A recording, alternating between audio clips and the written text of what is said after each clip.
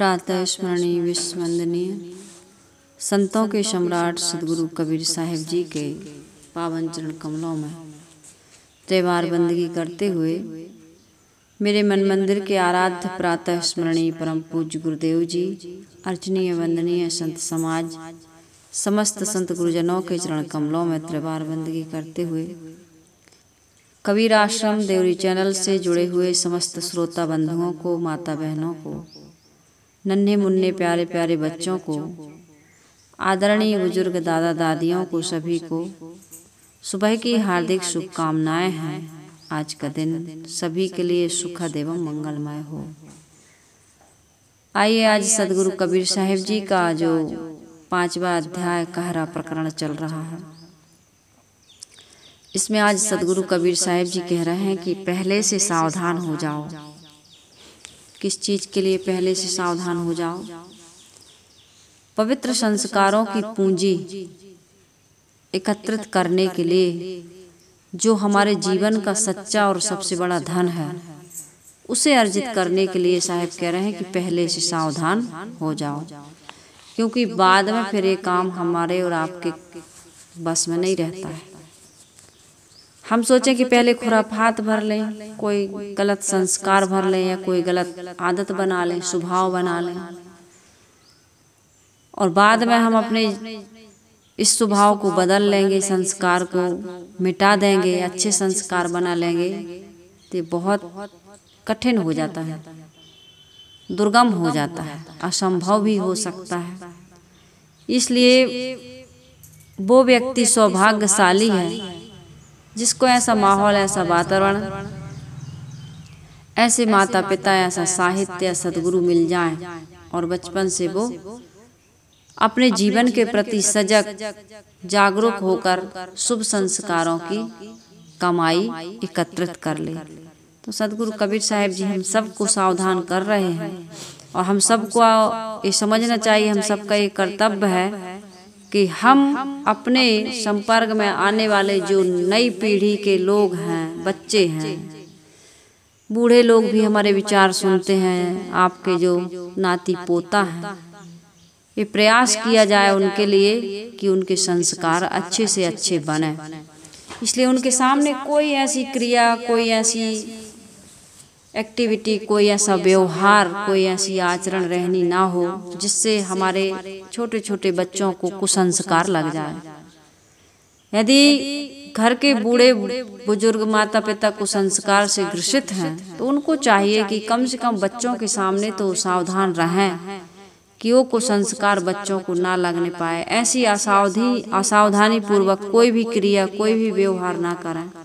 इतनी साधना तो करें कि हमारा जीवन तो जैसे है तैसे है, लेकिन आने वाले जो हमारे भविष्य है, पीढ़ी है, उसको कोई गलत संस्कार ना लगने पाए, बल्कि अच्छा संस्कार देने का प्रयास करें। तो ये भी एक बहुत बड़े पुण्य की कमाई होगी। अपना तो हम बिगड़ चुके, अब अपने आप को हम नहीं सुधार पा रहे हैं, और उस दुख से हम पीड़ित हैं, अशांत हैं, पश्चाताप भी करते हैं, दुखी भी होते हैं। तो हम ये सावधानी रखें कि आने वाले हमारे जो बच्चे हैं, उनका भविष्य या उनके संस्कार सुंदर होने चाहिए। तो सदगुरु कबीर साहिब जी की शिक्षा से मैं यही आशा और अपेक्षा करती हूँ कि हमारे श्रोतागण अपनी आने वाली भावी पीढ़ी के लिए जरूर ये ध्यान दें, और अपने जीवन में कोई ऐसी क्रिया, कोई ऐसा आचरण ना करें जिससे बच्चों को, क्योंकि बचपन के जो संस्कार होते हैं वो अमिट होते हैं। जो छाप गीली मिट्टी में पड़ती है वो सदा सदा के लिए अमिट हो जाती है। तो सदगुरु कबीर साहिब जी यहाँ कह रहे हैं, जिन समय युक्ति आगे मन के राखिन, धरन मच भरी डे हरि हो। जे कर हाथ पाँव कछु नाही, धरन लागिते ही सो हरि हो। पल पेल नाचत पेली चलो बोरे, तीर तीर काटो बहु हो।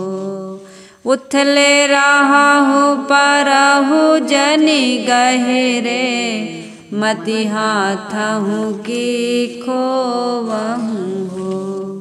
सदगुरु कबीर साहब जी यहाँ पर यही शिक्षा और उपदेश दे रहे हैं। अब एक कहरा है तो कहारों का रूपक साहब ज्यादा लेते हैं, इसलिए साहब कह रहे हैं कि जैसे आगा सोची, यानी पहले की सोचने वाले कहार पहले से ही मछलियां मारकर उसे सुखाकर अपनी बखारी में भर लेते। कोठी को बखारी कहते। पहले ये सब चल, अब तो टीन स्टील की चल गई, लोहे की।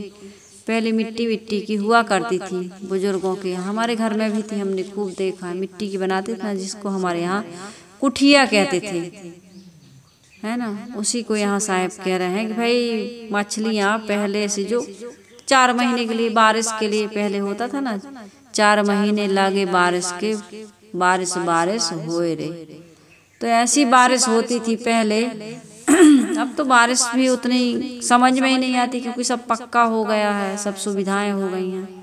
तो यहाँ पर सदगुरु कबीर साहब जी कह रहे हैं कि जैसे आगा सोची कहार पहले से ही मछलियां मार करता था, उसे सुखाकर अपनी बखारी में भर लेते हैं और उसे बेच करके खाते हैं।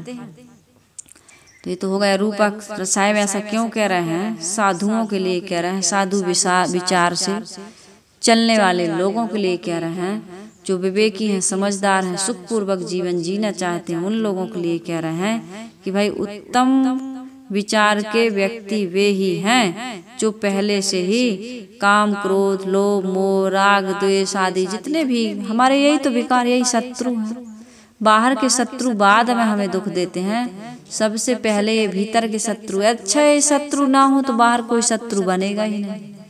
किसी के प्रति हमारे मन में द्वेष की भावना ना हो। सब अपना स्वभाव और संस्कार लेकर के पैदा हुए हैं और अपने स्वभाव संस्कार के अनुसार वो सुख और दुख को बो रहे हैं अपने ही लिए, और इसकी फसल वही काटेंगे।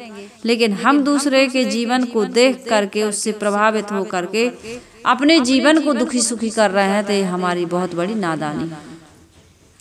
इसलिए साहब कह रहे भाई, सबसे पहले काम यह करो कि यदि काम आ गया, क्रोध आ गया, लोभ आ गया, मोह आ गया, द्वेष आ गया, तो इनको मार दो, क्योंकि ये हमारे मनोविकार हैं, मन के शत्रु हैं। जीवन की अशांति और दुख को पैदा करने वाले यही शत्रु हैं। इसलिए इनको मार करके अपने हृदय में क्या करो? इसके विपरीत विचार करो, क्षमा करो, विवेक और संतोष को, वैराग्य को, समता आदि सद्गुणों को हृदय में संचित करते जाओ। शुभ गुण साथी जीव के, जहाँ चोर मगमाज, आयु भर रक्षा करें जब तक अंत ना साँझ। धन से धन साथी बड़े, जो बिन दाम मजूर, यात्रा भर को खर्च सब काम करें भरपूर। शुभ गुण साथी जीव के, जीव का साथी कौन है? उसके अच्छे गुण। आदमी घर के दरवाजे पे लिखता है शुभ लाभ, तो यहाँ पर साहब कह रहे हैं शुभ होगा तब लाभ होगा, अर्थात शुभ गुण जीव के सच्चे साथी हैं। इसलिए शुभ गुणों को धारण करो, दया, क्षमाशील, संतोष, विवेक, विचार, गुरु भक्ति, वैराग आदि, समता आदि को धारण करोगे तो क्या होगा? सुख होगा जीवन में। तो साहब कहते हैं शुभ गुण साथी जीव के, सदगुरु विशाल साहब जी ने कहा है सदगुण शतक में, जहाँ चोर मगमाज आयु भर रक्षा करें। हमारे जीवन में ये लुटेरे मिलते हैं, कामादि लुटेरे, और ये जितने प्रकार के जो विपरीत विचार आते हैं, जैसे काम, क्रोध, लोभ, मोह, ईर्ष्या, छल, दंभ, पाखंड, जो मैंने बताया, ये हमारे जो विकार उठते हैं, इनके उद्वेग में पड़ कर के वैसी क्रिया करना जरूरी नहीं है, क्योंकि हम कर बैठते हैं क्रोध, लोभ, मोह, ईर्ष्या, द्वेष, तो उस दिन या उस क्षण या करने के बाद में भी हमें सुख नहीं मिलता, संतोष नहीं मिलता, प्रसन्नता नहीं मिलती, शांति नहीं मिलती, या कोई दूसरे के द्वारा सहानुभूति भी नहीं मिलती कि तुमने अच्छी लड़ाई की, अच्छा तुमने गलत काम किया, पीठ ठोकने वाला। हाँ, तुम्हारे यहाँ से दुर्गुणी संगी साथी हैं तो वो भले कहेंगे कि हाँ अच्छा लड़के आए, अच्छा मार के आए, ठीक है कोई बात नहीं है, अच्छा पी के आए, खा के आए, कोई बात नहीं, ऐसे भी लोग होते हैं। तो लेकिन हमारा मन तो जलता है, हमारा मन तो भयभीत होता है, दुखी होता है। वो प्रसन्नता उन्माद पूर्वक हम जीवन जी रहे होते हैं तो कोई बात नहीं, लेकिन यदि हौस पूर्वक जीवन जी रहे हैं तो हमारा अंतःकरण कभी भी हमको प्रसन्नता नहीं दे सकता, सुख नहीं दे सकता, संतोष नहीं दे सकता। इसलिए हर एक व्यक्ति को अपने जीवन में सद्गुणों की पूंजी एकत्रित करना चाहिए। शुभ गुण साथी जीव के जहाँ चोर मगमाज आयु भर रक्षा करें। इन चोरों से, इन लुटेरों से ये शुभ गुण हमारी आयु भर, पूरे जीवन जब तक हम जिएंगे रक्षा करेंगे। शुभ गुण साथी जीव के जहाँ चोर मगमाज आयु भर रक्षा करें जब तक अंत न साथ। धन से धन साथी बड़े, जो बाहर के धन कमाने के लिए हम इतना उपद्रव करते हैं, विकारों को भर लेते हैं मन में। साहिब कह रहे हैं यदि शुभ गुण कमा लिए, शुभ गुणों की कमाई कर लिए तो यात्रा भर शुभ गुण धन से धन साथी बड़े, जो बिन दाम मजूर, और यात्रा भर को खर्च सब। यात्रा भर जब तक जीवन है इन्हें भुना भुना के खाओगे। काम करें भरपूर, पूरा काम करेंगे, तुम्हारा अधूरा नहीं छोड़ेंगे। तो इसलिए हमें क्या करना चाहिए? भौतिक शरीर के लिए भौतिक धन की, भौतिक जीवन के लिए भौतिक धन की आवश्यकता है। कमाओ, उसकी कोई रोक छेड़ नहीं है, उसके बिना जीवन चलता भी नहीं है। आत्मज्ञान हो गया तो क्या करोगे? जितने महापुरुषों को आत्मा का ज्ञान हुआ, चाहे कृष्ण को हो गया, कृष्ण को भी हो गया, राम को भी हो गया, अर्जुन को भी हो गया, जितने जितने महापुरुषों को हुआ है, उसके बाद वो बैठे नहीं, गुफा के अंदर जा कर के या किसी पर्वत पर चढ़ के वहां बैठ नहीं गए। वो समाज के हित के लिए उन्होंने अपने अपनी योग्यता के अनुसार फिर उन्होंने सेवा की। तो सेवा करने का भाव आत्मज्ञानी पुरुष के मन में जो आता है वो बंधता नहीं, जिसको कहते हैं निष्काम कर्म योग। कर्म करो, ध्रुव को कहते हैं बचपन में ही विष्णु के दर्शन हो गए, विष्णु भगवान की भक्ति की दर्शन हो गए।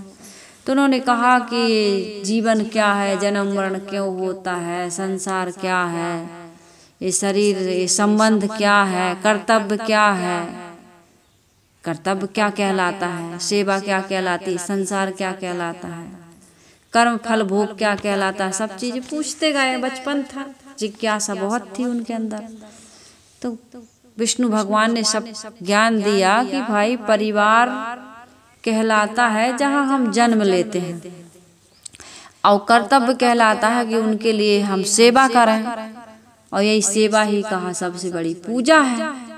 कर्म ही सबसे बड़ी पूजा है, पवित्र कर्म से बड़ी कोई पूजा नहीं होती है। तो तुम जाओ, तुम्हारा कर्म तुम्हें पुकार रहा है। अब तुम जितने भी लोग हैं, जितने भी प्राणी हैं, सब में मेरा ही रूप देखना और उनकी उचित देखभाल करना, उनकी सेवा करना, और किसी के द्वारा कठोर व्यवहार पा करके भी तुम अपनी भक्ति को, मैंने दया क्षमा, सद्गुण ही तो भक्ति है। सद्गुणों का पालन करते रहेंगे, वही भक्ति, इसको त्यागना नहीं।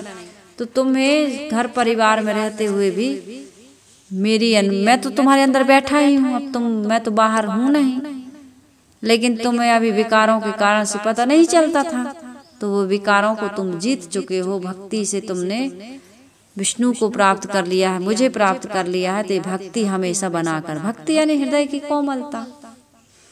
जिस व्यक्ति के अंदर में भक्ति आ जाती है उसका हृदय कोमल हो जाता है, वो किसी के लिए कठोर नहीं होता। हमारे अंदर विषय की आसक्ति है, अहंकार है, आकांक्षाएं हैं, कामनाएं हैं, प्रलोभन है, इसलिए हम कठोर हो जाते हैं। और भक्ति ऐसा कठोर नहीं बनाती है। हमारे अंदर तो मोह आसक्ति, इसलिए हम कठोर, तब तो कटु कटु बोलते हैं, कटु व्यवहार करते हैं। तो इस प्रकार से मैं ये कह रही थी कि जब सद्गुण आ जाते हैं, जीवन में सदाचार आ जाता है, तो कर्तव्य कर्मों को करते हुए भी आदमी फिर बंधता नहीं, वो अपना कर्तव्य कर रहा है। ये पूरी प्रकृति अपने नियम से चल रही है, इसलिए प्रकृति में किसी प्रकार की क्षमा या कोप नहीं है। हम लोग कहते हैं प्रकृति रुष्ट हो गई। भाई प्रकृति के साथ छेड़खानी करोगे तो उसकी तो सजा हमको मिलती है। यहाँ सदगुरु कबीर साहिब जी कह रहे हैं कि यह कहरा प्रकरण होने से इसमें कहारों का रूपक जगह जगह आया है। इस पंक्ति में भी कहा है धरन मच्छ भरी डेहरी हो।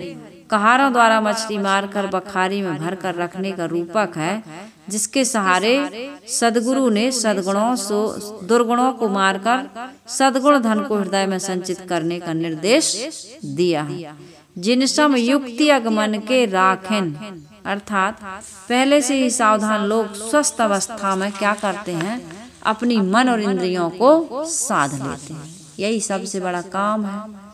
और कोई पुख्ता काम, मजबूत काम, गारंटी वारंटी वाला काम हम करें ना करें, लेकिन ये मन और इंद्रियों को जीतने का काम जो व्यक्ति कर लेता है वो बहुत सफल जीवन जीता है। भले वो झोपड़ी में रहे, भले ही फटी चटाई पर सोए, भले ही वो फटे कपड़े, सिल्क के कपड़े पहनने वाला हो, रूखा सूखा खाने वाला हो, लेकिन जिन व्यक्तियों ने अपने मन इंद्रियों को साध लिया वो व्यक्ति सबसे ज्यादा सुखी होते हैं। इसलिए उनकी समाज में भूरी भूरी प्रशंसा होती है। और आज भी उनकी भूरी भूरी प्रशंसा है जो कुमारपन या युवापन से ही साधना मार्ग में लग जाते हैं।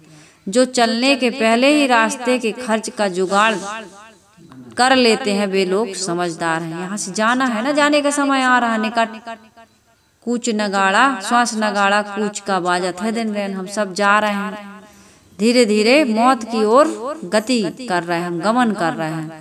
इसी प्रकार वह प्रशंसनीय और समझदार व्यक्ति है जो जरा, रोग और मृत्यु के पूर्व ही अपने शुभाचारों द्वारा पवित्र संस्कारों का अर्जन कर लेता है। जैसे गांठी का दाम और कंठे का ज्ञान ही काम आता है, वैसे ही अपने द्वारा ठीक से आचरित पवित्र कर्मों के संस्कार ही जीव के लिए आज तथा आगे उसके साधना में या सुख के सहायक होते हैं। अतएव पहले से ही समझदार व्यक्ति को यही चाहिए कि अपनी मन इंद्रियों को जीत करके शुभ संस्कारों की पूंजी वो इकट्ठी कर ले।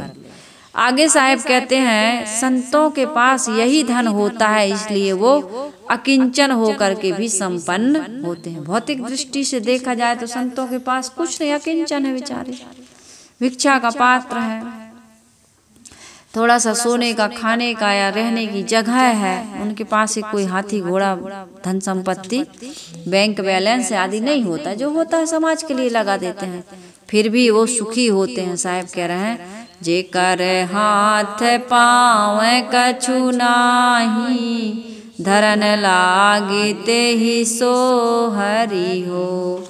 जिसके हाथ पैर कुछ नहीं है, उसने पाल की रस्सी पकड़कर अपनी नौका घाट पर लगा ली। बताओ, ना हाथ है ना पाँव है। ऐसे ऐसे लोग होते हैं ना संसार में, आज भी देखा जाता है जिनके सचमुच में हाथ पाँव नहीं है, लेकिन वो संसार के बड़े सफल व्यक्ति माने जाते हैं। कितने सुखी ये संसार के संत होते हैं। संसार की दृष्टि से जिन्हें अकिंचन व्यक्ति कहा जाता है, उसके तो हाथ पैर कुछ नहीं है। उसने अपने पवित्र संस्कारों की पूंजी के बल पर महान आत्मशक्ति का संचय कर लिया और अपनी जीवन नौका को शांति एवं मोक्ष के घाट पर लगा लिया। हर व्यक्ति की अंतिम इच्छा यही होती है, शांति और मोक्ष, मोह का क्षय हो। क्योंकि अंत समय में ये मोह बड़ा परेशान करता है आदमी। ये मोह के कारण से बड़ा दुखी होता है। जाना है और दिख रहा है कि परिवार के लोग जो मैंने कमाया उसकी सुरक्षा ठीक से नहीं कर पा रहा है, उसको और नहीं बढ़ा पा रहा है। हमने तो कमाते कमाते उम्र पार कर दी, खाने कमाने में आयु गंवाई, यूं हुई जिंदगी हमने बेकार कर दी।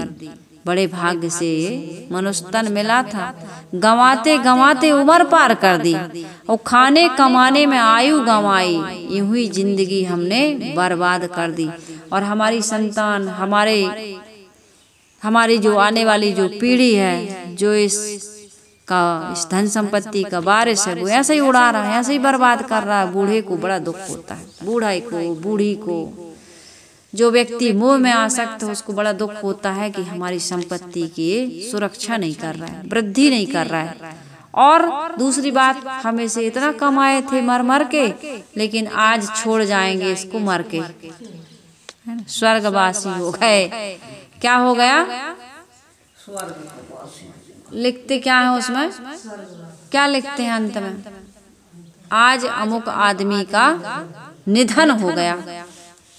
क्या हो गया? निधन। इतने दिन तक तो बड़े धनवान थे, लाखों करोड़ों की संपत्ति, टाटा बिरला को देखो, अंबानी को देखो, बड़े बड़े लोगों को देखो, लेकिन आज उनकी शोक पत्रिका में क्या लिख गया? सबके में लिखा जाता है ना, निधन। अर्थात हम और आप भी एक दिन वहीं पहुंचने वाले हैं, चाहे जितना कमा लो, लेकिन एक दिन हमारा और आपके, हमारे और आपकी शोक पत्रिका भी मान लो कोई छपवा देगा। संत की में तो नहीं लिखता है, लेकिन ग्रस्त की में तो यही लिखता है कि आज अमुक व्यक्ति का निधन हो गया। इसलिए अभी चेत जा वक्त जो भी बचा है, भला काल मुख से न कोई बचा है। जरा सोच ले साथ ले जाएगा क्या, यूं ही जिंदगी हमने बेकार कर दी। तो ऐसी जिंदगी बेकार करने से हमारे जीवन में कोई सुख मिलता है क्या? अरे अंत में खाली हाथ जाओगे। कुछ तो पवित्र कर्मों की, शुभ कर्मों की, धर्म कर्म की पूंजी हमारे साथ जानी चाहिए। एक सिंहासन चढ़ी चले और एक बंधे जात जंजीर, जंजीर में बंधने का काम हमको और आपको नहीं करना है। इसलिए साहब कह रहे हैं कि पवित्र संस्कारों की पूंजी के बल पर महान आत्म शांति का संचय जिसने कर लिया और अपनी जीवन नौका को शांति एवं मोक्ष के घाट पर लगा लिया, वो व्यक्ति इस संसार में प्रशंसनीय है, वंदनीय है, पूजनीय है। ऐसे महापुरुषों की ही लोग पूजा करते हैं। सोहर मंगल गीत को कहते हैं। सोहर गाते हैं ना अपने यहाँ भी, सोहर तो सब कहीं प्रसिद्ध है, सब जगह सुनाई देता है कि सोहर ही कहते हैं। पुत्र पैदा होने पर जो गीत गाया जाता है उसको क्या कहते हैं? सोहर। तो साहिब कहते हैं पुत्र पैदा होने पर जो सोहर गाया जाता है, सोहर के यहाँ दो अर्थ और भी हैं जो मिलते जुलते हैं। नाव का फर्श तथा पाल खींचने की रस्सी। तो यहाँ पर ये दो अर्थ ही उपयुक्त हैं। पाल खींचने की रस्सी सोहर का यहाँ अर्थ है। पंक्ति में सदगुरु ने उलटवासी का प्रयोग किया। उन्होंने कहा है कि जिसके हाथ पैर नहीं है उसने पाल की रस्सी पकड़कर नौका को किनारे में लगा लिया। हाथ पैर का लक्षण का अर्थ क्या है? सामर्थ्य से रहित संसारी लोग संतों को ऐसे ही समझते हैं कि ये तो कुछ करते नहीं, बाहर से सचमुच में नहीं करते हैं। ना उनकी कोई खेती है, ना उनका कोई बिजनेस है, ना उनका कोई व्यापार है, ना कोई उनकी नौकरी है, कुछ भी हो नहीं करते। वे मानते हैं कि साधु के पास, जब ये सब नहीं करते तो उनके पास धन भी नहीं है। तो संसार के लोग कहते हैं वे अकिंचन है, परंतु सदगुरु कबीर साहिब जी कहते हैं, हे संसारियों, जिन्हें तुम अकिंचन, गरीब, निर्बल समझते हो, वे ही सच्चे अर्थों में संपन्न है, धनी है और सबल है। क्यों है? क्योंकि उनके पास सत्कर्मों की पूंजी है। और सबल इसलिए है कि उन्होंने मन इंद्रियों को जीत लिया है, सुबस कर लिया है। वे ही अपनी जीवन रूपी नौका को, ये जीवन एक नौका है, और उसकी पाल की रस्सी को पकड़ करके, सच्ची संपन्नता तो पकड़ करके वो कहाँ ले जा रहे हैं? मुक्ति रूपी घाट पर मरने। मुक्ति धाम जो जाते हो या मुक्ति घाट जो बने रहते हैं ना जगह जगह, वो नहीं, वो मरने के पहले ही मुक्ति प्राप्त कर लेते हैं। वहां पहुंचने के पहले ही वो मुक्त हो गए होते हैं। सच्ची संपन्नता क्या है? संसार की सच्ची संपन्नता क्या है? मन की पवित्रता। सबसे बड़ा धन पवित्र मन, सबसे बड़ा धन हमारा पवित्र और प्रसन्न मन। पवित्र है तो प्रसन्न है, और पवित्र नहीं है तो प्रसन्न नहीं हो सकते। जब तक इस मन में किसी भी प्रकार का मैल है, तब तक ये मन प्रसन्न नहीं होता है। न नींद लगेगी, न भूख लगेगी, न शांति आएगी। थोड़ा सा झगड़ा कर लो, अब जो रोज करते हैं उनकी स्थिति हम नहीं जानते, लेकिन जो व्यक्ति संयम से, सदाचार से रहते हैं और रहने का प्रयास करते हैं, वो थोड़ा सा कुछ समाज की ऐसी परिस्थितियां आ जाती हैं, उसमें कुछ न चाहते हुए भी असावधानी पूर्वक होता है, हो गया कुछ भी विवाद तो उसके मन में बड़ा पश्चाताप और ग्लानि कुंठा होती है कि ये काम नहीं होना था, दुखी होता है, नींद नहीं आती, भूख नहीं लगती, कहीं मन नहीं लगता है। तो इसलिए सदगुरु कबीर साहिब जी कह रहे हैं कि संसार का सबसे बड़ा धनी व्यक्ति कौन है, संपन्न व्यक्ति कौन है, तो वही है जिसका मन पवित्रता से भरा हुआ है। भवसागर से पार वही जा सकता है। इसलिए अच्छे से अच्छे धनपतियों का मन प्रसन्न नहीं देखा जा सकता। कहाँ देखा जाता है? अरे धन में सुख ढूंढने वालों, तुम धनवानों से पूछ लो, उन्हें चैन नहीं मिलता है भाई पल भर के व्यवहार में। संतों के दरबार में, भाई सदगुरु के दरबार में आनंद के लुटे खजाने, भाई सदगुरु के दरबार में। यह सब पवित्र संस्कारों की पूंजी के अंतर्गत ही हमारे जीवन में यह घटना घटती है कि हमें संपन्नता का, सुख का, शांति का, संतोष का, प्रसन्नता का, आनंद का अनुभव होने लगता है। वरना संसार की उपलब्धियों से, प्राप्तियों से कुछ भी परिस्थिति प्राप्त हो जाए, हम कुछ भी पद पर पहुंच जाएं, कितना भी सोना चांदी से लद जाएं, लेकिन हम सुखी नहीं हो पाते हैं। कितना भी अच्छा हमारे पास सामान है, लेकिन मन हमारा शांत नहीं है, प्रसन्न नहीं है, निर्मल नहीं है, तो हमें पता ही नहीं चलता है कि हमारे पास क्या है। जिसके राग, मोह एवं भय दूर हो गए, सदैव के लिए प्रसन्न है, मानो उसकी नौका भव पार हो गई और वह सबसे बड़ा क्या हो गया? धनी हो गया। साहब इसलिए कहते हैं, पेलना छत पे ले चलो बोरे, तीर तीर काटो वहूं हो। हे पगले, तेरे हाथों में पेलना एवं हत्था होते हुए तू किनारे किनारे क्यों टटोल रहा है? टोबहू हो यानी टटोलना। क्यों किनारे किनारे? जो बोरा डूबन डरा रहा किनारे बैठ। किनारे में रहने वाला व्यक्ति उस पार नहीं जा सकता है। हाथों में तुम्हारे पेलना, हत्था है।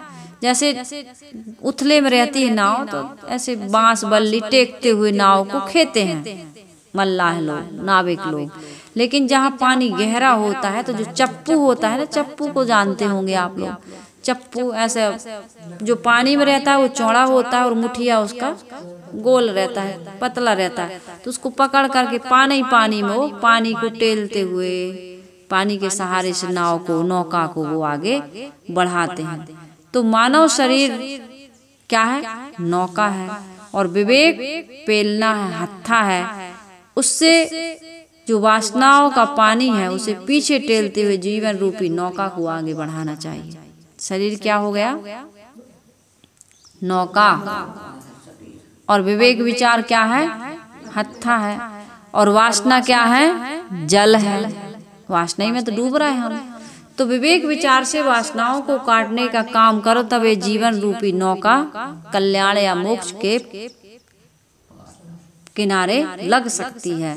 तो इसलिए हम सबको पूजा पाठ, कर्म कांड जैसी छिछली क्रियाओं में समय बर्बाद नहीं करना चाहिए। बहुत छोटी चीज है, प्राइमरी की है, KG1 KG2 कि छोटे छोटे बच्चे नहीं जानते हैं, ये धर्म अध्यात्म को नहीं समझ सकते, विवेक विचार साधना संबंधी बातें नहीं समझते। इसलिए प्रथम पाठशाला है कि देवी देवता की पूजा करना। लेकिन जीवन बीत गया पूजा ही पाठ में, घंटी ही बजाने में, फूल ही चढ़ाने में, अगरबत्ती लगाने में। तो सदगुरु कबीर साहिब जी कह रहे हैं, बहुत निम्न कोटि की साधना है तुम्हारी, बहुत छोटी साधना है तुम्हारी। अभी तुमने कर्म को पूजा नहीं समझा। आप हो देव, आप हो पाती, आप ही कुल, आप हो जाति, सर्वभूत संसार निवासी, आप ही खसम, आप सुखवासी। सदगुरु कबीर साहिब जी कहते तुम ही मालिक हो, तुम ही सर्वश्रेष्ठ हो, और तुम्हारी ये मन इंद्रियां ही उनको देवता को चढ़ाने वाली फूल और पत्ती हैं। तुम अपने मन इंद्रियों को पवित्र करो। यदि मन इंद्रियों को पवित्र नहीं करते हो तो ये पूजा अर्चना से कुछ भी काम होने वाला। अब तुम्हारी पूजा कर्म बन जाना चाहिए और कर्म ही पूजा बन जानी चाहिए। अब किसी प्राणी को दुख देना या अपने मन इंद्रियों से बलिन भोगों को भोगते रहना ये पूजा का फल नहीं है। इस प्रकार से जीवन जीते हुए तुम यदि किसी देवी देवता की पूजा करते हो, तुम उसके पूजा लायक भी नहीं हो। क्योंकि जिस व्यक्ति का अंतःकरण शुद्ध नहीं है, इंद्रियां शुद्ध नहीं है, मन शुद्ध नहीं है, वो व्यक्ति पूजा करके भगवान को भी वो कलंकित या भगवान को भी दूषित कर रहा है, क्योंकि भगवान ऐसा लंपट नहीं है कि एक हाथ में पूजा और दूसरे हाथ में छुरी। ऐसा काम भगवान को पसंद नहीं है। भगवान तो कहते हैं निर्मल मन जन सोए मोहि पावा, मोहि कपट छल छिद्र न भावा। कपट ना होना चाहिए, छल ना होना चाहिए, दिखावा ना होना चाहिए, दंभ ना होना चाहिए, पाखंड ना होना चाहिए। तब उस व्यक्ति को कहना चाहिए सच्चा भक्त। तो इसलिए परम आदमी पूजा पाठ में ही लगा है, छिछली क्रियाओं में लगा है, उसी में समय बर्बाद कर रहा है, इस प्रकार से यदि कर रहा है तो वो तीर तीर में टटोल रहा है। किनारे किनारे है, अभी उस पार इसी पार किनारे में है, आगे वो बढ़ता ही नहीं। जब नदी में पानी बहुत गहरा होगा और उसमें बांस बल्ली का सहारा लेकर के चप्पू को चला करके जब तुम विवेक विचार का पेलना चलाते चलाते वासनाओं की प्रवाह को काटते काटते जब आगे बढ़ोगे तब तो आत्मज्ञान होगा। तुम तभी यहीं पर हो, तुम्हारी लंपटता भी गई नहीं इंद्रियों की, शब्द स्पर्श रूप रस गंध आदि में पड़े हुए हो। एक मोह के कारणे भरत धरी दो दे, कबीर उनकी कौन दशा जिनके बहुत स्नेह। तुम्हारा तो कितना लोगों से मन में कितने लोगों को बिठा के बैठे हो तुम। कहते हैं भगवान तब मिलते हैं जब केवल और केवल भगवान को भजा जाता है और दूसरी चीज नहीं। तुम तो भगवान को भजने के लिए थोड़ी जाते हो, सांसारिक कामनाओं को लेकर के जाते हो। एक छपूरी हो जाए, वो एक छपूरी हो जाए, ये मिल जाए, ये दुख दूर हो जाए, मतलब सकाम भाव से भगवान की भक्ति करने जाते हो। निष्काम भाव से भगवान को पाने के लिए कहाँ जाते हो? भगवान को पाने के लिए कोई भगवान की भक्ति नहीं करता है। और भगवान पूरी तरह से जब तक समर्पण ना हो, जब तक वो पूरी परीक्षा में व्यक्ति पास ना हो जाए, तब तक भगवान उसके पास होते हुए भी उसको दर्शन नहीं देते। भगवान तो हमारे पास में, लेकिन अनुभूति नहीं हो सकती। क्यों नहीं हो सकती? मैं चित्तवत हूँ तो ही को, तू चित्तवत कछु और, लानत ऐसे चित्त पर एक चित्त दोई ठौर। द्वारे तेरे राम जी मिलहूँ कबीरा मोहि, तै तो सब में मिल रहा मैं न मिलूंगा तो ही। जब हम सब में मिल रहे हैं तो भगवान हमें कहाँ मिलेंगे? जैसे कोई आपसे मिलने आए या मिलने नहीं आए, पहले से आपके घर में हैं, आपके घर के लोग, अब आप दूसरे से मिल रहे हैं, तो घर का आदमी होते हुए भी आपसे मिल सकता है क्या? वो भी कहेगा भाई तुम तो सबसे मिल रहे हो, हमसे मिलने के लिए तुम्हें समय ही नहीं है, तो हम तुम्हारी क्या सहायता करें? ठीक इसी प्रकार से हम सब की स्थिति हो गई है। हमारे राम, हमारे भगवान, हमारा ईश्वर, हमारा मालिक पार ब्रह्म परमात्मा हमारे अंदर है। ज्यों तिल माही तेल है, ज्यों चकमक में आग, तेरा साईं तुझ में जाग सके तो जाग। लेकिन हम अपने आप में कहाँ आ रहे हैं? हम तो बाहर बाहर भटक रहे हैं। इसलिए सदगुरु कबीर साहिब जी कहते हैं भाई अंदर में आओ, वासनाओं के प्रवाह को काटो। ये वासना तुमको बाहर भटकाती है, तुम्हें आत्मा का अनुभव, परमात्मा का साक्षात्कार होने से रोकती है। ये वासना बैरियर है, ये आवरण है। इस आवरण को काट दो। मल विक्षेप आवरण, विषयों की आसक्ति जो मल है उसको त्यागो। गंदगी, इससे आदमी का मन मलिन ही होता है, पवित्र नहीं हो सकता, स्वच्छ नहीं हो सकता, निर्मल नहीं हो सकता।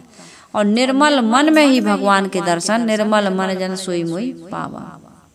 निर्मल मन हो तो रघुनायक सबरी के घर आए। मैं कहती रहती हूँ हमेशा, इस बात को सुन करके समझ करके पुनरावृत्ति होती रहती है। अपने जीवन को बदलिए। हम सबको बदलने की आवश्यकता है। यदि हम विवेक विचार रूपी प्रेरणा को नहीं चलाएंगे तो वासनाओं के थाह को, प्रवाह को काट नहीं पाएंगे। इसलिए हम सबको विवेक और विचार की आवश्यकता। विवेक क्या है? विवेक यह है सारा सार को समझना। विवेक और विचार पूर्वक से उसको अलग अलग कर देना। दुर्गुणों को त्याग करके सद्गुणों को धारण कर लेना, यही विवेक विचार का काम है। समझना और फिर हट जाना। हम समझ ही नहीं रहे, लगे मर गए बुढ़ापे तक इन्हीं विकारों में डूबे हैं। आज भी गंदी आदत को नहीं जीत पाए, किसी भी प्रकार की गंदी आदत क्यों ना हो। आदमी को साधना करते करते इतना निर्मल, स्वच्छ और पवित्र हो जाना चाहिए बुढ़ापे के पहले ही, कि बुढ़ापा तो एकदम, हमारे गुरुदेव जी कहते थे कि जैसे खट्टे आम, जो कच्चे आम होते हैं वो खट्टे होते हैं, चिकने जरूर होते हैं, उनमें शिकन नहीं होते लेकिन खट्टे होते, लेकिन पके आम शिकन वाले जरूर होते हैं लेकिन मीठे होते हैं, खाने में आनंद आता है। इसी प्रकार से बूढ़ों को बहुत मीठा हो जाना चाहिए। अपने जीवन को आप मिठास से नहीं भर पा रहे हैं, हम अपने जीवन को मिठास की तरफ नहीं ले जा पा रहे हैं, और खट्टा बनाते जा रहा है, और तीखा बनाते जा रहा है, और विषैला बनाते जा रहे हैं। और हमें बिल्कुल ग्लानि नहीं है, इस बात की बिल्कुल ग्लानि नहीं है। दिनों दिनों और बिगाड़ते जा रहे हैं। क्यों बिगाड़ रहा है? किस चीज को लेकर के बिगाड़ रहा है? धन को लेकर के, पुत्र को लेकर के, परिवार को लेकर के, जो हमारा बिल्कुल नहीं है, उसी को लेकर के हम अपने जीवन को बिगाड़ रहा है। बहू के कारण, बेटे के कारण, नाती के कारण, पोता के कारण, धन संपत्ति के कारण, रिश्तेदार के कारण, आश्रम के कारण, मठ के कारण, साधु संतों, किसके कारण अपने जीवन को बिगाड़? अपने जीवन से कीमती कोई चीज है क्या? अपने जीवन को हम बिगाड़ रहे हैं, ये कितनी बुरी बात है। चाहे जिस कारण से हम अपने जीवन को बिगाड़ रहे हैं, उस कारण का निवारण करिए और विवेक विचार द्वारा उसका निराकरण करके अपने जीवन को बनाइए। तब तो ये मानव जीवन का आनंद मिलेगा, नहीं तो सबसे ज्यादा दुखी ये मनुष्य ही है। इस संसार में यदि कोई सबसे ज्यादा दुखी प्राणी है तो वो केवल मनुष्य प्राणी है, और कोई प्राणी इतना दुखी नहीं है। वो तो सुबह से 4 बजे उठ जाते हैं, सुबह शाम तक पेट भी भर लेते हैं, और शाम से टाइम से वो सो भी जाते हैं, सारी क्रियाएं उनकी समय से हो रही, लेकिन मनुष्य तूप रहा है, उसको चैन नहीं है। ये जितने गाने बने हैं ना, ये मनुष्य के लिए बने, चिड़िया के लिए नहीं बने। चिड़िया तो कोयल के लिए कुहुकने की बात कही गई है, चिड़िया के लिए चहकने की बात कही गई है, तितली के लिए पराग, फूलों का पराग लेने के लिए कही गई है ना। चिड़िया कोयल को राग सी, भंवरे को पराग सी, और पतंगे को चिराग सी लगती है जिंदगी, है ना। तो हमारी जिंदगी कैसी बनी हुई है? हमारी जिंदगी हमेशा दुखी है, परेशान है, पीड़ित है, अशांत है, तब भी हमारे मन में कभी भी विचार नहीं आ रहा। तो कोयल को राग सी, भंवरे को पराग सी, पतंगे को चिराग सी लगती है जिंदगी, चिड़िया को चहक सी और तितली को महक सी लगती है जिंदगी। कोयल को राग सी और भंवरे को पराग सी और पतंगे को चिराग सी लगती है जिंदगी, चिड़िया को चहक सी, तितली को महक सी, मधुमक्खी को शहद सी लगती है जिंदगी। मधुमक्खी, एक छोटी साधारण मक्खी अपनी जिंदगी में क्या पैदा कर रही है? मधुरस। मधुरस नाम किसी किसी का होता है मधु, मधु अर्थात मीठा। एक साधारण मक्खी मधुरस बना रही, और इंसान क्या बना रहा है? जहर। आदमी जहर बना रहा है। सूर्य को सविता सी, पपीहे को कविता सी, और मछली को सरिता सी लगती है जिंदगी। चकोर को शशि सी, पुष्प को हंसी सी, और मनुष्य को फंसी फंसी सी लगती है जिंदगी। कहाँ कहाँ उलझ गया आदमी, बहुत उलझा है। अपनी उलझन को बनाने वाले हम और अपनी उलझन को काटने वाले हम। सहायक होते हैं संसार के लोग, फंसाने वाले भी मिल जाते हैं और छुड़ाने वाले भी इस संसार में हैं। बस हमें छूटने की उत्कट तीव्र भावना होनी चाहिए। ये अब हमको संसार से, इन विकारों से मुक्त होना है। और मुक्ति के लिए आपको केवल समझ की, विवेक की, एक गुरु की, एक अच्छे पवित्र संस्कारों से युक्त महापुरुष की आवश्यकता है, जो ऐसा जीवन जीते हैं। तो सदगुरु कबीर साहिब जी कहते हैं, पेलना अछत पेली चलो बौरे। अरे पगले, ये विवेक विचार का पेलना निरंतर पेलते रहो अछत, इसमें किसी प्रकार की रुकावट नहीं होनी चाहिए। जब तक नौका किनारे पर ना लग जाए तब तक पेलना अछत पेले चलो बौरे, तीर तीर काटो वहूं हो। जीवन का समय बड़ा महत्वपूर्ण है, उसे केवल कर्म कांडों में, पूजा पाठ में, नदी नहाने में, तीर्थों में घूमने बस में ना बर्बाद करो। इसमें क्या है, विवेक विचार करो, वासना के प्रवाह को काटो और संसार में उलझ करके नहीं सुलझ करके जियो। ये संसार कांटों की बाड़ी, उलझ उलझ मर जाना है, अरे रहना नहीं देश वीराना। उलझो ना, सुलझ करके चलो। साहिब कह रहे पवित्र संस्कार बनाए रखो। क्या करो, उथले रहु परहु जनि गहरे, मति हाथहु की खोवहु हो। साहिब कहते हैं दूसरी दिशा में साहिब सावधान भी कर रहे हैं कि यदि पार जाने की हिम्मत नहीं है, मोक्ष और कल्याण की हिम्मत नहीं है, तो कम से कम सद्गुणों को तो धारण कर लो। त्याग वैराग पूर्वक साधना या संयम नहीं कर सकते तो कम से कम सद्गुणों में ठहर जाओ। व्यभिचारी मत बनो। आजकल ये बड़ा फैशन बना हुआ है। अपनी पत्नी में पंचशील में महात्मा बुद्ध यही बताते हैं, पहली चीज अहिंसा व्रत लो, किसी को सताओ मत। सबको जीने का अधिकार है और सब जीना चाहते हैं। किसी भी प्राणी को पकड़ करके जब तुम मारते हो तो वो खुश नहीं होता, भयभीत होता है, चिल्लाता है, दुखी होता है और रोता है, वो अपने जीवन की भीख मांगता है। इसलिए जीवन दान देना सीखो, मारना ना सीखो। दूसरी चीज, कभी भी झूठ ना बोलो, असत्य भाषण ना करो, सत्य को तोड़ मड़ोड़ कर प्रस्तुत करने की दुस्साहस मत करो, क्योंकि सत्य को जो असत्य में बदल करके, तब्दील करके या काट छांट करके कहता है, जीवन में उसको कभी सुख नहीं मिलता है। आपके जीवन में किसी भी प्रकार का कोई दोष है, दुर्गुण है, कमी है, तो उसको छुपाने के लिए सच का सहारा लेकर के तुम झूठ बोलते हुए बहुत बड़ा अपराध करते हो। तीसरी बात वो कहते हैं कि चोरी मत करो। यदि तुम्हारे पास है तो दीन दुखी असहाय को दे दो, उसकी सहायता करो। चौथी बात कहते हैं कि व्यभिचार मत करो। अपनी पत्नी और पति में संतुष्ट रहो और संसार के जितने नर नारी हैं, पिता पुत्र भाई की दृष्टि से, बहन बेटी माँ की दृष्टि से देखो। और अंतिम पांचवी बात कहते हैं, कभी भी नशीले पदार्थों का सेवन मत करो। ये पंचशील के अंतर्गत आता। महात्मा बुद्ध ने ये 5 बातें कही। पहले ही वो 5 बातें लोगों को कहते थे, ये वचन हराते थे, तब वो अपने संघ में शामिल करते थे। तो ये इस प्रकार से हम सबको साहिब कहते हैं कि कम से कम इतना तो करो। मुक्ति का काम नहीं कर सकते हो तो कम से कम फिर से मानव जीवन में आ सको और मानव जीवन को पा करके फिर अपनी साधना को आगे बढ़ा सको। कहते ना आज नहीं हो पाया तो कल कर लेंगे, छोड़ दो इसको, अब इतना तो हो गया है, थोड़ा रह गया इसको कल कर लेंगे। कल भी नहीं हुआ तो कहते हैं भैया अब बहुत कुछ हो गया है, अब इसको परसों कर लेंगे। तो इसी प्रकार से यदि मुक्ति का काम पूरा नहीं कर पाए तो कम से कम सदगुरु कबीर साहिब जी कहते हैं कि मानव जीवन को प्राप्त करने का काम तो कर लो कि आगे फिर मोक्ष का काम तुम्हें करने को मिल जाए। इसलिए साहिब कहते हैं, उथले रहु परहु जनि गहिरे, मति हाथहु के खोबहु हो। यह मनुष्य जीवन हाथ का धन है। इतने सत्कर्म तो अवश्य हम सबको कर लेने चाहिए कि मनुष्य शरीर में आ सके और मोक्ष साधना को आगे बढ़ा सके।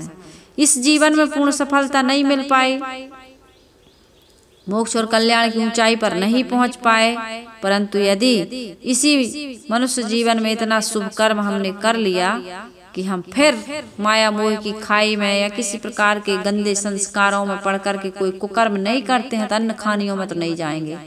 कम से कम इस मनुष्य शरीर में हम आ करके अपनी साधना को आगे तो बढ़ा सकते हैं। इसलिए पवित्र संतों के पास, सदगुरु के पास, विवेक संपन्न मनुष्यों के पास उठना बैठना शुरू करें। अच्छे शुभ संस्कारों को जीवन में अर्जित करते जाएं। मानव शरीर यदि मिल गया तो फिर कल्याण मार्ग में, फिर कल्याण पथ में आगे हम बढ़ सकें। इसलिए साहब कहते हैं मति हाथों की खोबंग हो। यह मानव शरीर हाथ में मिला हुआ धन है, मूल पूंजी है। यदि ये छूट गई तो जीवन व्यापार घाटे में चला गया। यदि मानव शरीर ही आगे ना मिले, यह जीव हाथी घोड़ा आदि बैल खच्चर नाली के कीड़ा सुअर आदि में योनि में चला गया तो क्या करेगा बताओ? वहाँ तो वही करेगा जो वहाँ का कर्म है। अतएव मनुष्य को चाहिए कि वह यदि मोक्ष ना ले सके तो इतना अवश्य करे कि मानवीय शुभाचार को न छोड़े, जिससे कि वह कल्याण पथ का पथिक आगे बना रहे। तो सदगुरु कबीर साहिब जी कहरा प्रकरण में आज यही कह रहे हैं कि जिन समय युक्ति आगे मन के राखिन, धरनि मच्छ भरी डे हरि, जे कर हाथ पाँव कछु नाही, धरन लागे ते ही सो हरि हो। पिल न अछत पेली चलो बोरे, तीर तीर काटो बहु हो। उथले राहु परहु जन गहरे, मति हाथों की खोवहु हो। साहेब हमें सावधान कर रहे हैं कि जिसकी गठरी में उत्तम कर्मों के फल नहीं है वह निर्धन बना भूखा प्यासा भटकता है। इसलिए जिसके हाथ पांव आज स्वस्थ हैं उसे सत्कर्मों की पूंजी इकट्ठी कर लेनी चाहिए। अपने साधु विचार रखते हुए काम क्रोध आदि को मारकर अपनी हृदय बखारी में क्या करना चाहिए? सत्कर्मों का धन भर लेना चाहिए। जिसके हाथ पांव कुछ नहीं है, नौका की पाल रस्सी पकड़ करके वो खेने लगे तो आश्चर्य है। साधक की दशा यही है। बाहरी चीजों से भले अकिंचन असहाय दिखता है, परंतु जीवन रूपी नौका को अपने हाथ में ले करके उसे घाट पर लगाने का महान कार्य एक साधु संत स्वभाव का व्यक्ति या साधु संत ही करते हैं। इसलिए भाई नौका खेने के लिए विवेक पेलना एवं हत्था हमारे पास में होगा, तभी हमारी जीवन रूपी नौका किनारे में लगेगी। तो नौका को खेने के लिए विवेक विचार का पेलना हमेशा चलाते रहो और कम से कम इतना तो कर लो कि अपने हाथ में शुभ संस्कारों की पूंजी एकत्रित करके आज समय मिला है तो उथले में रहो। उथले में रहना क्या है? संस्कार शुभ बनाते चलो। ये उथले में रहो, ज्यादा गहरे में ना जाओ। एक तरफ तो साहिब कह रहे गहरे में जाओ तब पार होगे, और एक तरफ कह रहे नहीं है इतनी शक्ति, तो कम से कम उथले में तो बने ही रहो। कम से कम सत्कर्म तो करते ही रहो। सत्कर्मों से कभी भी अपने आप को अलग मत करो। धर्म करो, परमार्थ करो, पुण्य की कमाई करो, दूसरों की भलाई करो, शुभ चिंतन करो, अपनी मन इंद्रियों को पवित्र रखो। इतना करते हुए सदगुरु कबीर साहिब जी हमें यही कह रहे हैं कि भाई यदि ऐसा नहीं करोगे तो आगे साहिब कथा कह रहे हैं, उसको हम कल सुनाएंगे। साहिब आगे कह रहे हैं, तर के घाम ऊपर के भुवरी छाह कतहु नहीं पाए। बड़े दुखी रहोगे, ऊपर की तेज धूप और नीचे की तपती हुई बालुका में तुम हमेशा संतप्त रहोगे, शांति और शीतलता नहीं पाओगे। बहुत सुंदर सुंदर कथा आगे सदगुरु कबीर साहिब जी इस कहरा प्रकरण में कहने वाले हैं, और एक कहरा प्रकरण चल ही रहा है। 1-2 दिन में प्रथम कहरा समाप्त होगा। कहरा के 12 पद हैं और 12 पदों को सुन करके हम अपने जीवन के कहर को, अपने जीवन की पीड़ा को, अशांति को, दुख को दूर यदि करने में सफल हो गए तो ये कहरा प्रकरण सुनना और सदगुरु कबीर साहिब जी का कहरा प्रकरण कहना दोनों सफल हो जाएगा। तो मेरा निवेदन है कि जो हम सुनते हैं उस सुनने के अनुसार रहनी और आचरण बनाएं। भूल गलती हो जाती है इंसान से, लेकिन उस भूल गलती को दोहराए ना। यदि हम दोहराते रहे तो एक कदम आगे और फिर वही कदम हम पीछे हटाते रहने से कभी अपनी मंजिल को प्राप्त नहीं कर सकते हैं। तो दृढ़ संकल्प के साथ, दृढ़ शक्ति के साथ और तीव्र भावना के साथ, भाव के साथ, संकल्प के साथ इस कार्य में लग जाएं और यह संकल्प लें कि आज से अब हम अपने जीवन में किसी प्रकार की भूल या सावधानी नहीं करेंगे। तो आप सबका जीवन, हम सबका जीवन सुखद एवं मंगलमय हो, कल्याण की प्राप्ति, मोक्ष की प्राप्ति हम सबके जीवन का एक अंतिम परम और चरम लक्ष्य हो और उसकी प्राप्ति हो। इन्हीं शुभकामनाओं के साथ मैं अपनी वाणी को विराम दे रही हूँ। आइए हम सभी लोग मिलकर के गुरु की वंदना कर लेते हैं। वंदन